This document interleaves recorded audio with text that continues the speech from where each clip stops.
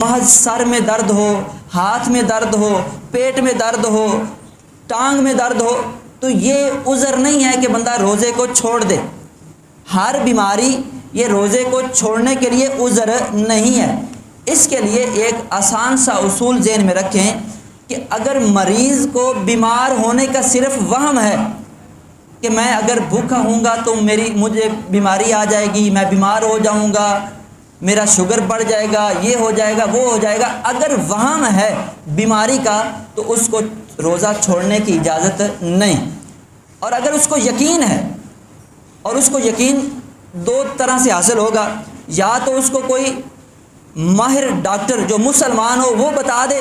کہ تم اگر بھوکے پیاسے رہو گے تو تم اس بیماری میں پڑ سکتے ہو، اور وہ بیماری انتہائی خطرناک صورتحال اختیار کر سکتی ہے، تمہاری جان کو بھی اندیشہ ہو سکتا ہے، تمہارا کوئی عضو بھی تلف ہو سکتا ہے،